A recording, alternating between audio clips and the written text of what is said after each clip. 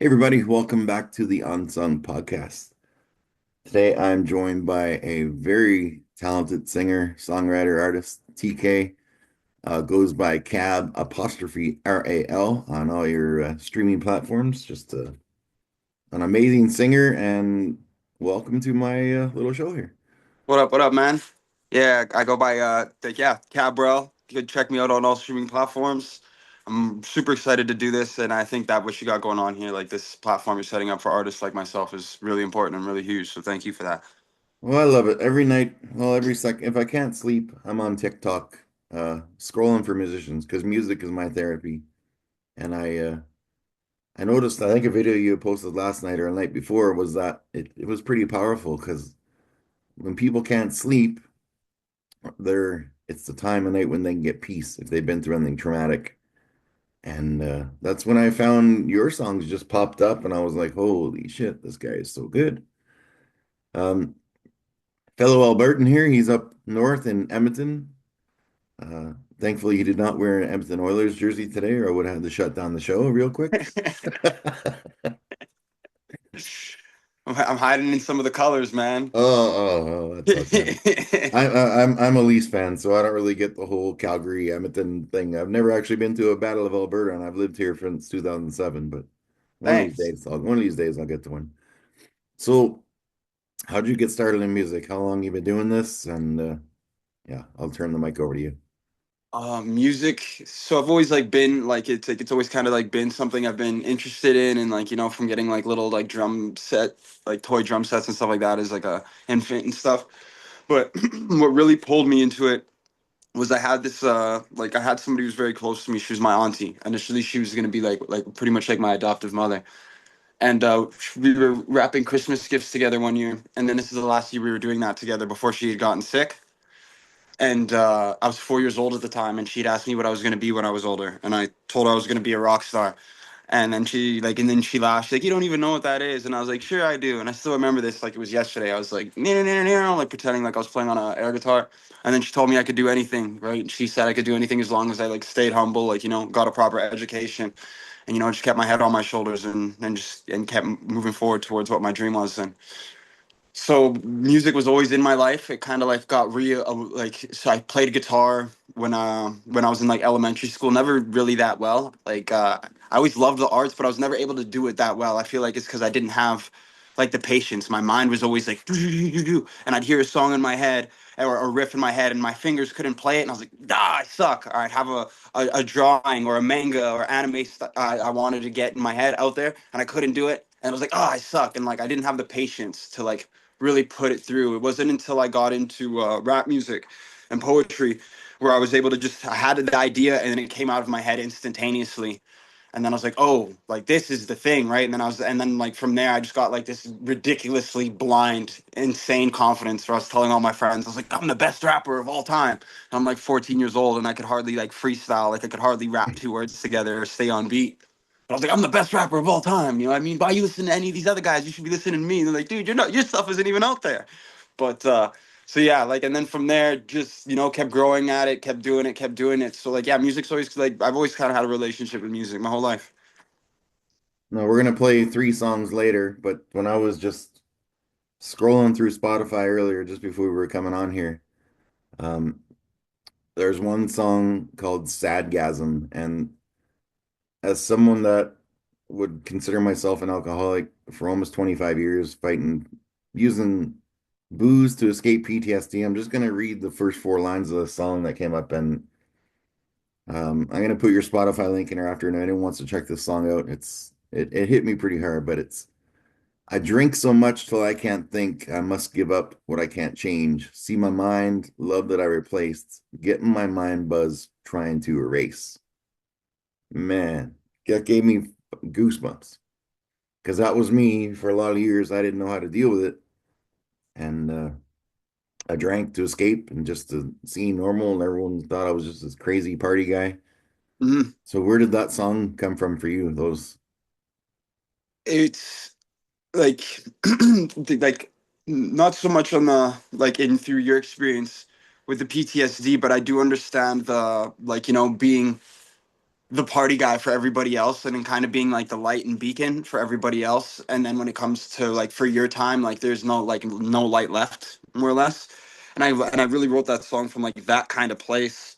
And I just felt at the time like drained, and I was younger too. Like I think I was maybe about 23 or around that time when I did it. So I had more wisdom than I should have for my age. But at the same time, again, back to what I was saying, I didn't have the patience for like it was like so like when I would feel things, I'd feel them like very like hard, and you know what I mean. And then I would also like turn to like the drinking and partying and things like that, and just giving entertainment and like acting like it wasn't affecting me. I kind of try to stay in a place too when I'm writing the music, like nowadays, that when I'm kind of getting into something, like I try not to write from a dark place if I'm in a dark place. I try to go to a happy place if I'm in a dark place when I'm writing the music. So it kind of like heals me, you know what I mean? And I can go into a dark place in the music when I'm in a happy place because like I can't be dragged down. Like I have an anchor, you know what I mean? My anchor being like I'm having a good day today, or like, you know, I got a lot ahead of me, or my family, my friends. So then it's at that point where I feel like I can like write darker stories and things.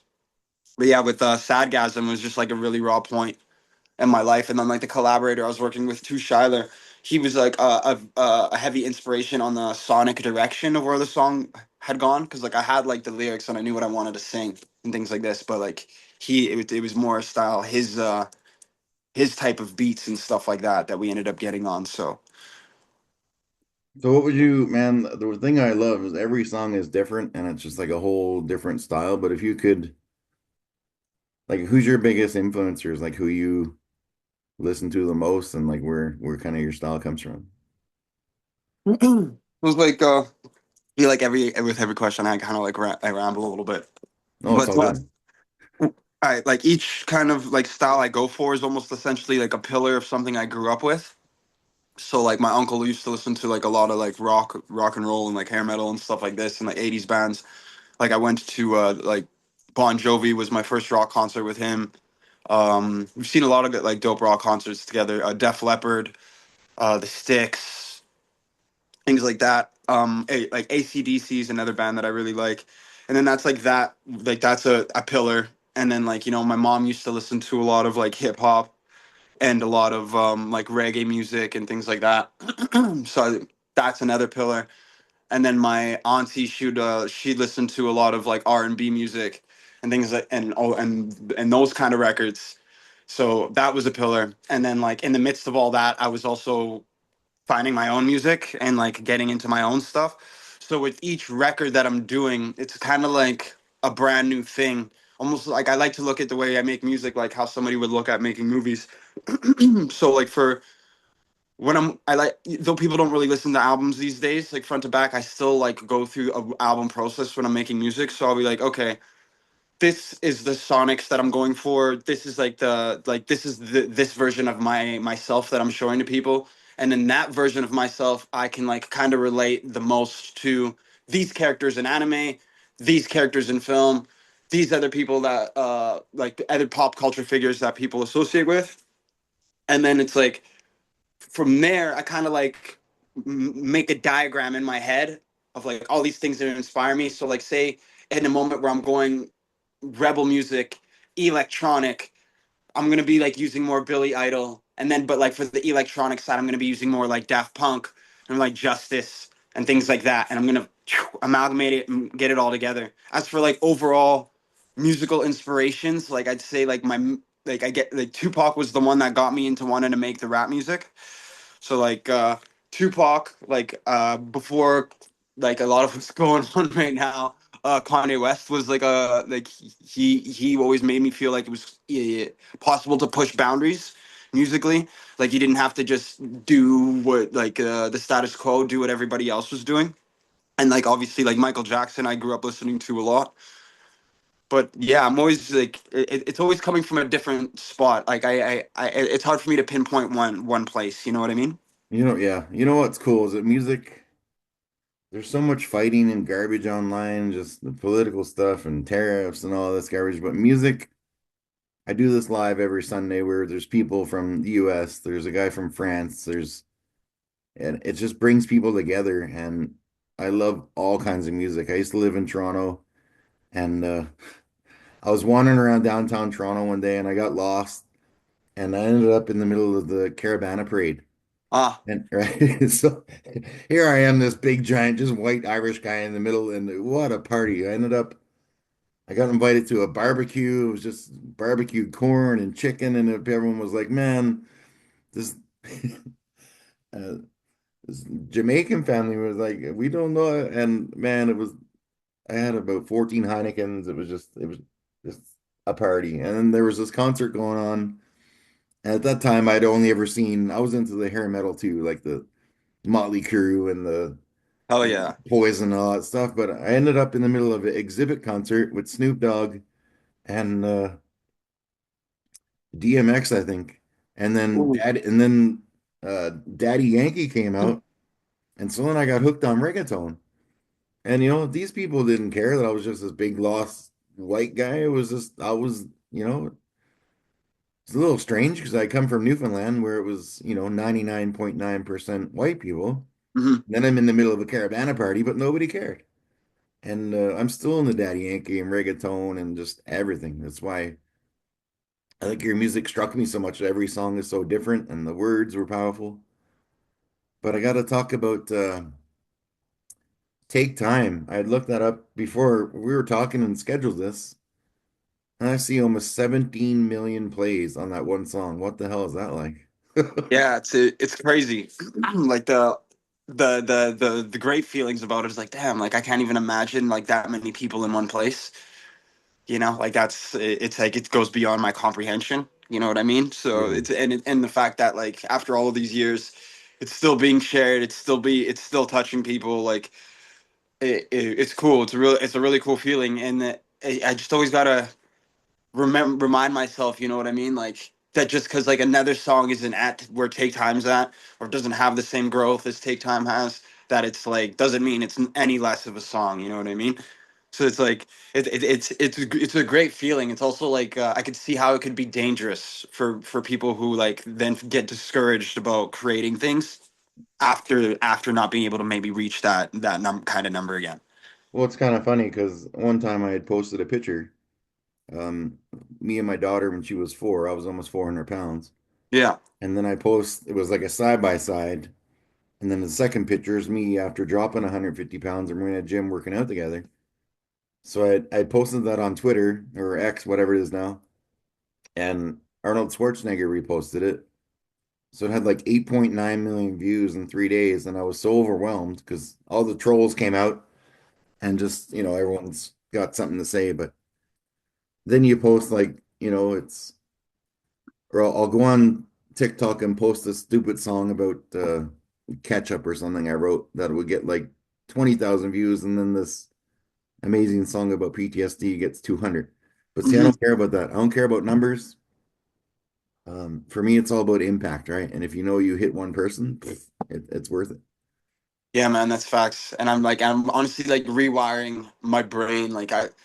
Cause like I believed that for so long, and then like I kind of got lost in like the corporate world of it all, and like trying to make money and the living off of it all, which I still obviously I have to do, but I feel like I lost some of my magic in that absolute pursuit, and I just have to be okay with sometimes, like if it could affect one person, like just even the other day, like I had posted like it was a couple of TikToks, and I was like, okay, like these only got like 50 views, so I took them down, but I think even one of them was one you referenced before we got this whole thing started. So it just had me like kind of second guessing myself in a good way. It's like, dude, you can't be doing that, because like if it's one person, you know what I mean? Like look where that one person has you right now.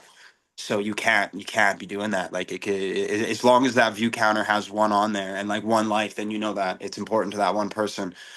And just like reminding myself of that, because even like on my like Instagram, right? I have an Instagram 13,000 followers, and and I kind of came up in that SoundCloud era where some like just so much vanity, you know what I mean, and making sure like, oh, if my post doesn't have 1 point some k likes, then I'm taking it down type stuff, and it's just like it's just not the right way to live, and it's not a right way to think either. Well, you know what? I felt I'm guilty of that too. But a week before I started this podcast, I was a guest on a podcast at a Chicago, Hmm. and it was an ER nurse. And this is, of course, after my she had seen my articles on CNN and Fox and stuff, whatever. But she's like, "Listen, I only get like 5 to 10 listeners a week. Are you sure you even want to? Is this a waste of time for you?" I'm like, "Listen, no. If there's one dude listening or one anybody, a female, doesn't matter. Because I share my story about, one night when I was so drunk I almost jumped off a balcony, Hmm. and that was my rock bottom.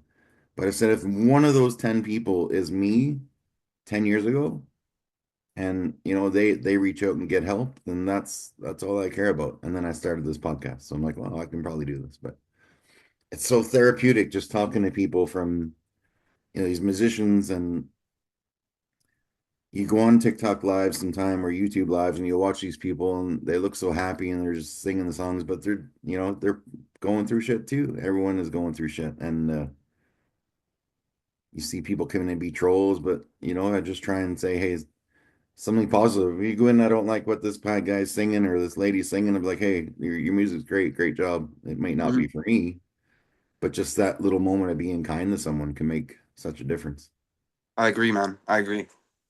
So we're gonna take a pause here. We're gonna listen to "Take Time," and then we'll come back and talk about that song.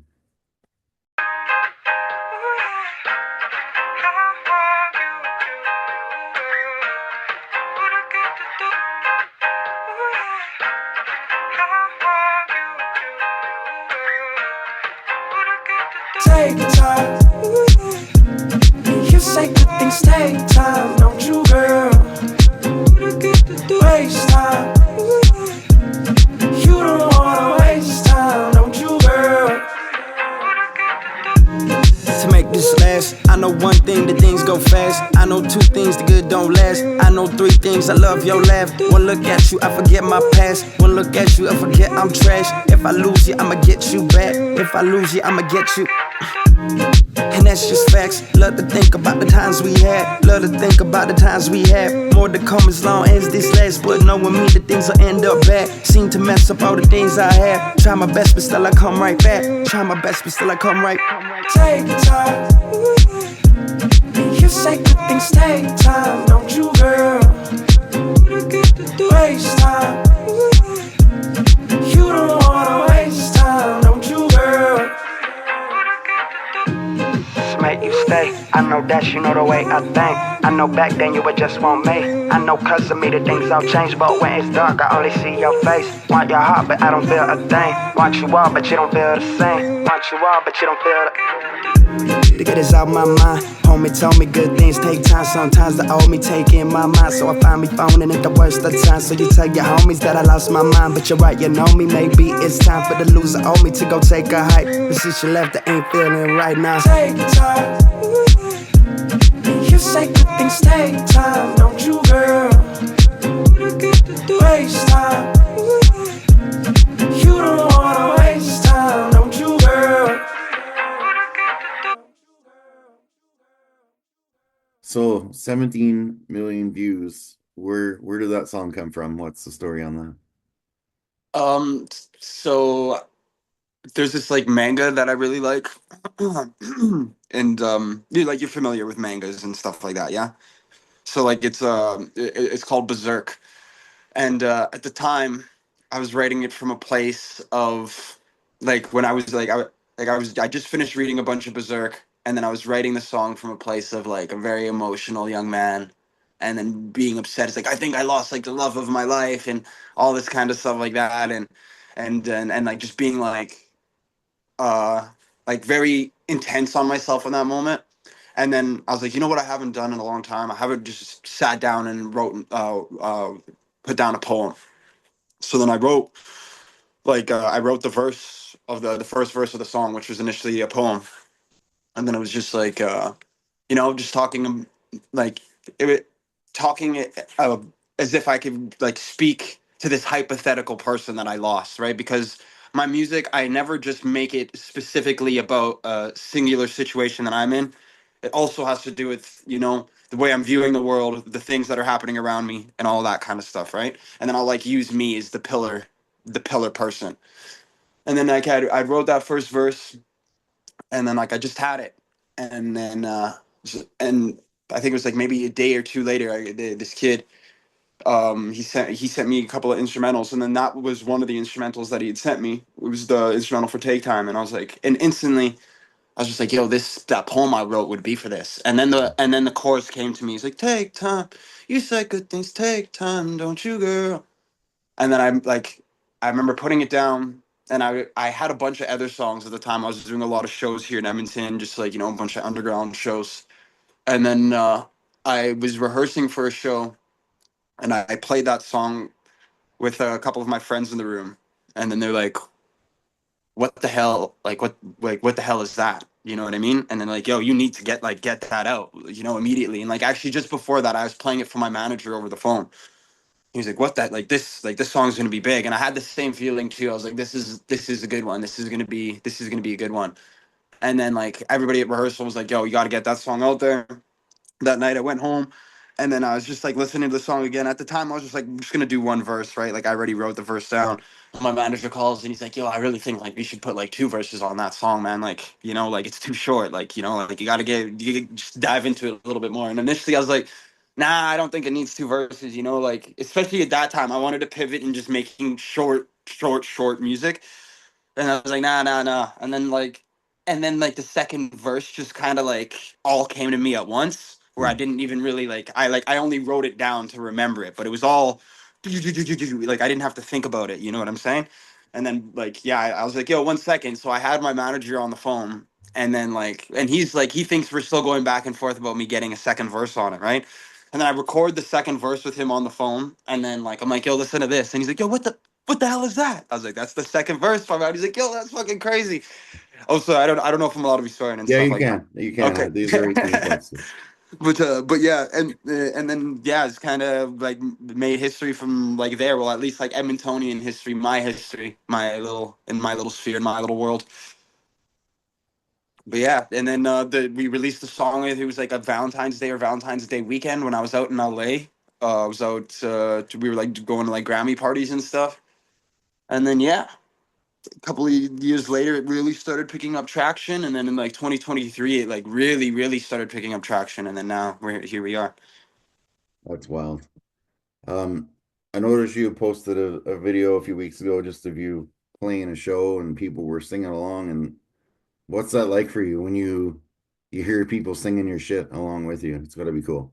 Oh, it's awesome. It's like literally one of the best feelings in the world. It's like, and there's two different versions of people singing along with me, right? Like there's the version where I know that they've been listening to the music, and they're like, yeah, and they're excited to be able to hear these songs live.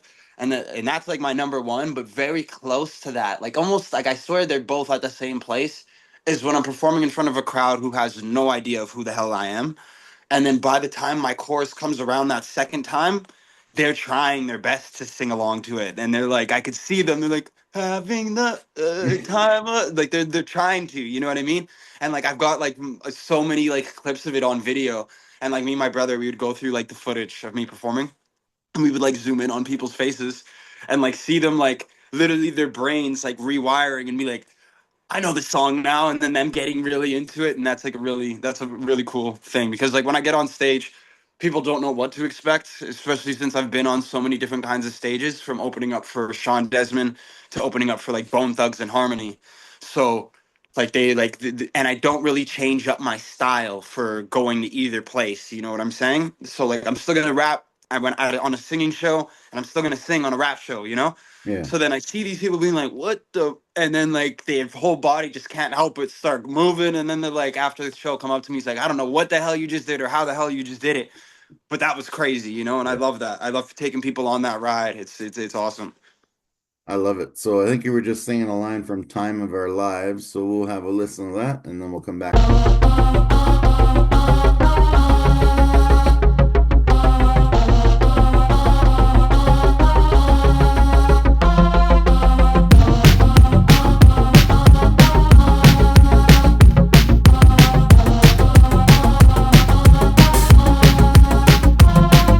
Live for the moment, no succumb to the pressure.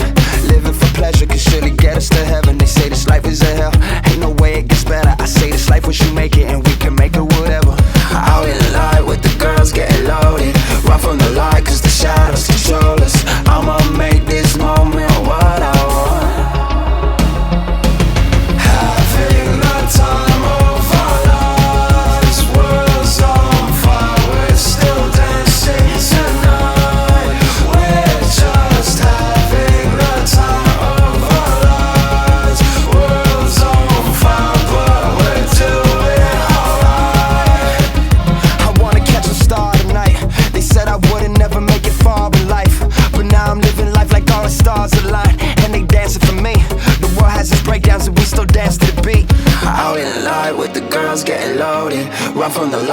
shadows control us. I'ma make this moment what I want. Having the time of our lives, world's on fire, we're still dancing tonight. We're just having the time of our lives. World's on fire, but we're doing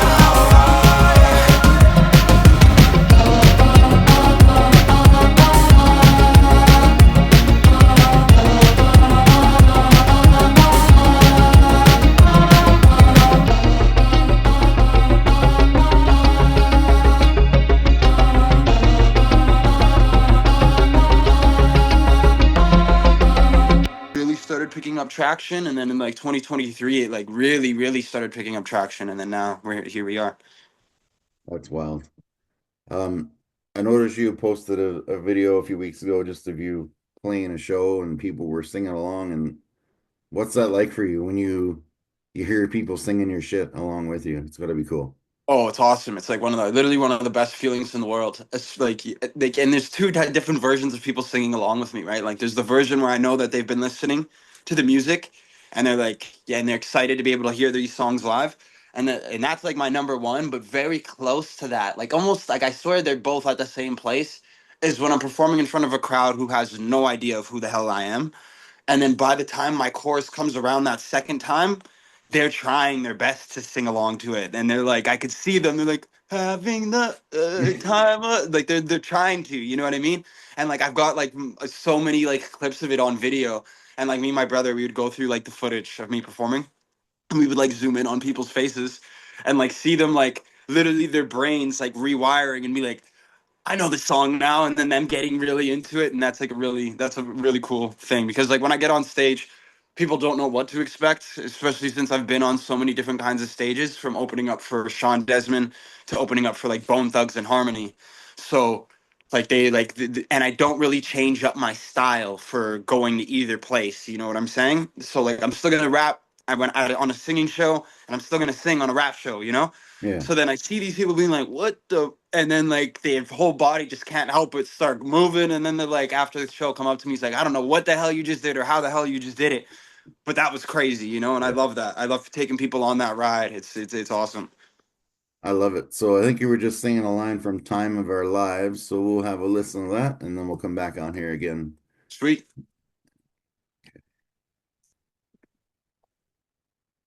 Just pausing for a second here because I'll crop like when I edit this, I'll crop it out. I'll throw a picture of you up there with the song name and it'll just be playing in the background. Sounds good, man. Oh, sorry about that.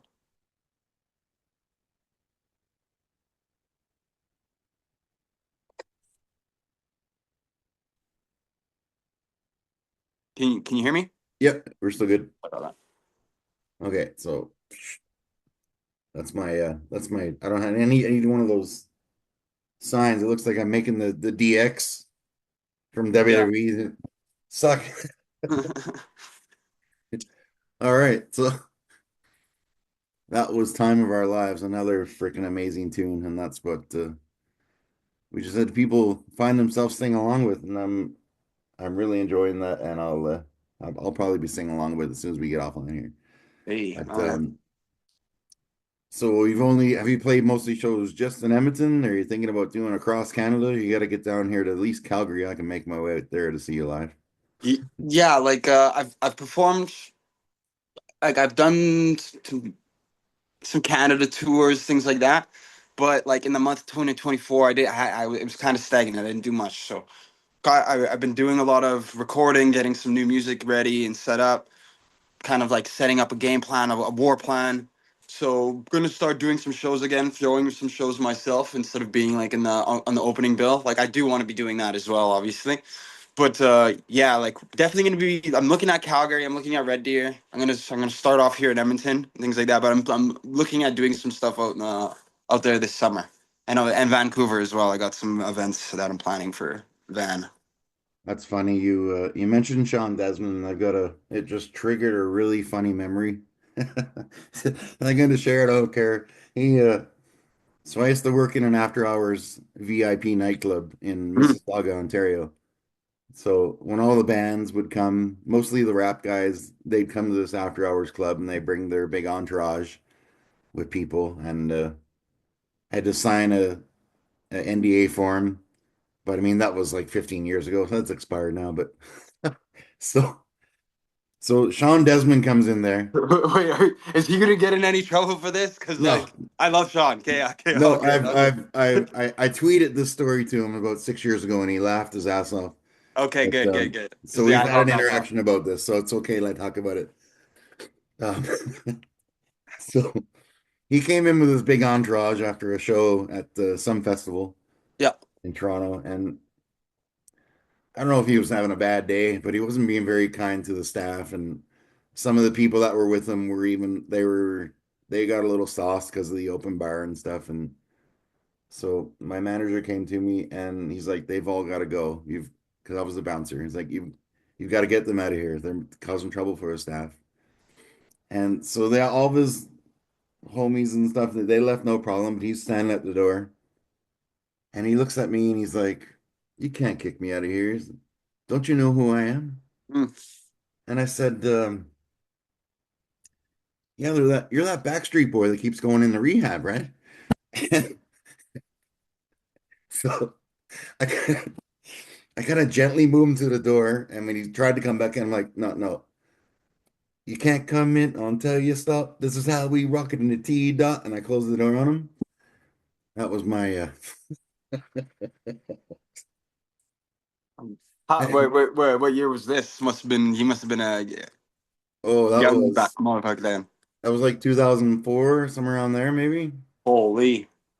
It was when his song "How We Rockin' in the T Dot" was really big. Mm. So whatever year that was, it was the early 2000s, maybe before I moved out here in I, 2007. yeah, it happens to the best of us. I've been kicked out of a bar too. No, I don't. Yeah, I've been kicked out of a couple of bars in my life for sure. Oh yeah, he wasn't being. It was his entourage that was causing the trouble, and of course, Yeah, that's usually how it be. yeah.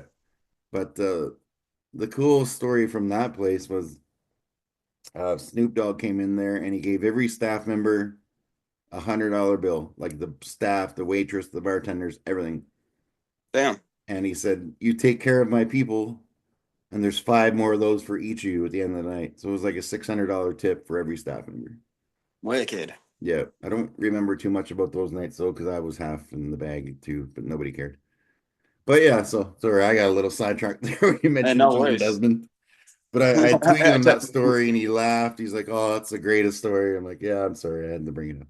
Yeah, hey man, you gotta reminisce from time to time. Like that guy was really awesome, man. Like he being on tour with him and stuff like that was really cool. From like dancing to his music videos when I was a kid in my boxers and like trying to like copy his moves to being on the same stage and watching him the night before and being like, I can't copy those moves still, but like I'm gonna try my best, you know. Like it was sick, man. Very cool. What And about I love his brother's music as well. the song in Informer by Snow? Was that one of your? I listen to that a lot, and you know, to take this in, like when I was a little kid, because like I didn't really I didn't care about like the white or like or like you know Yeah. white black thing. It didn't matter to me. I'm half and half. You know what I mean? So like a lot of my family is just like European, but I remember literally being mind blown though that he wasn't a black dude. I was like, what? So what? And this I always forget the other song. Is it Cadwell? I guess you wonder where I've been. That song. When I found out that that guy was a white guy, I was like, "What the?"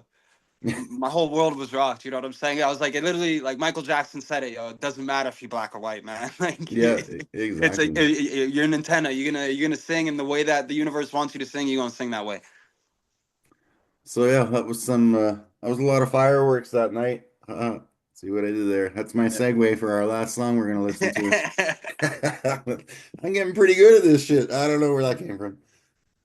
Yeah, so here's fireworks, and then we'll come back and I've got one more really good question.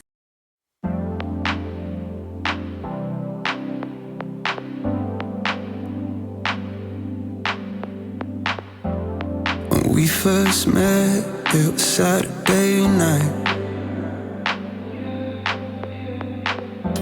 I took good chance on a girl that feels right. Mistakes we made, we put it all behind.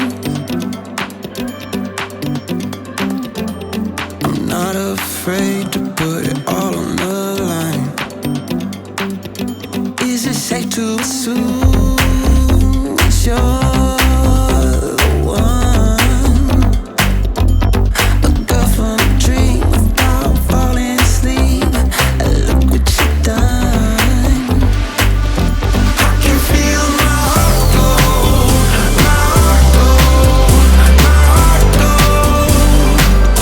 Can you feel your heart go, your heart go, your heart go? I can feel it. I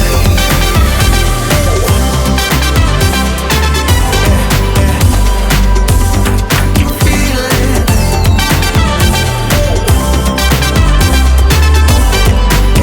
Can you feel it? You remind me of a starry night. The seven wonders and the northern lights.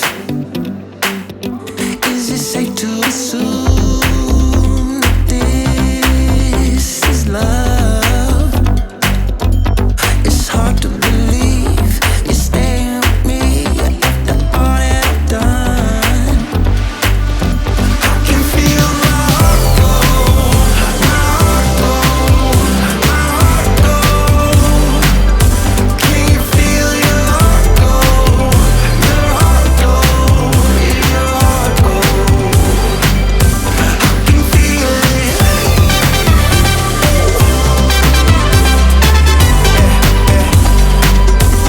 can feel it.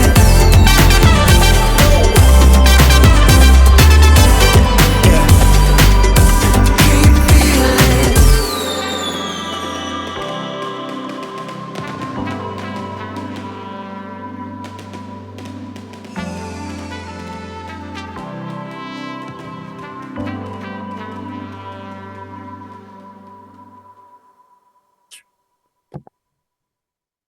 I couldn't help bring up that Sean Desmond story, man. That was That's hilarious.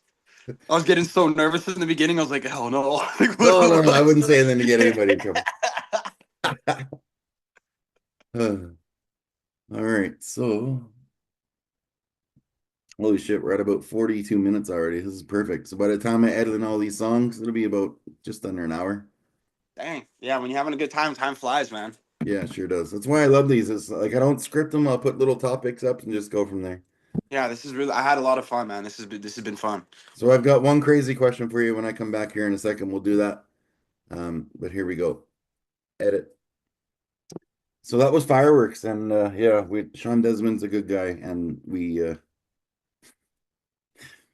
that was a funny interaction that we can laugh about now, 15 years later. But yeah, man, you're so talented, and I really enjoy your music. And like I said, I go from everything from metal to reggaeton, and I think the words are so powerful.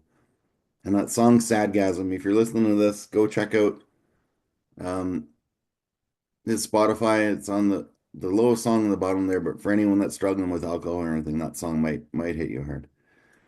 Um, I've got one more question for you. I ask this of all my guests at the end of every show. It's just a little ridiculous, but I've had some pretty heavy episodes on here on my other side of the show about recovery and domestic abuse and PTSD and suicide.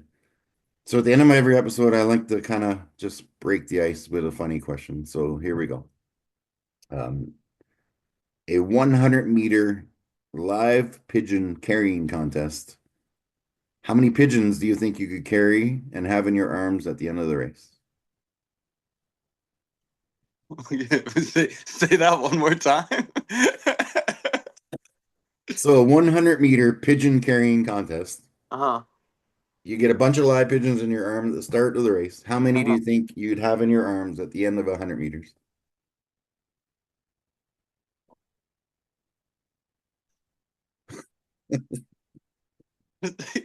So I have pigeons in my arms when I'm running a 100-meter race. That's it. Yeah, that's it. It's how many pigeons are you still carrying at the end of that race? It's the amount that I started with. I don't know. 5, 10. It's I had one lady say she'd duct tape double-sided tape on her clothes and just carry them. I had another Yeah, guy saying he just hold I'd I'd two. I'd have two guaranteed. I'd be grabbing them like this, like I was Mike Tyson. I'd be running with the two pigeons in my hand. I had Michael Landsberg on with me, and he told me that Mike Tyson is obsessed with pigeons, Uh, and he's gonna try and get him on as a guest with me. That would be kind of crazy, but that would be crazy. so that question came from I got to go to a hockey game with Bret Hart. I had a bucket list I made. He was the only thing left on me. He was my childhood wrestling hero, Hmm. and we're just sitting down watching the Calgary Hitmen play. And I said to him, I bet I can ask you a question you've never been asked in your 10,000 plus interviews. And I asked him that, and he had the same look you did on your face. Kind of like, what the fuck? He's like, I don't know, shit, I don't know. And he was kept thinking about it, and then he kept changing his answer, and it was I won the bet. Anyway, no one's ever asked him that before. But so yeah, man, thanks for coming on with me. I'll get ever you're listening, check the links in the description. Uh, keep updating with music and tours, and you're more than welcome to pop by my live that I do on Sundays and just we'll play one of your tunes or just tell your story, a little bit of your story there as kind of like a preview. But I appreciate you coming on with me. That was awesome. Thanks, man. And for those watching, I go by Cabral. Check me out all streaming platforms. You can check me out on Instagram, all things TK. All social medias actually is all things TK, and I'm Cabral on all streaming platforms. Yeah. Awesome. And go Leafs go and best of luck to the Oilers.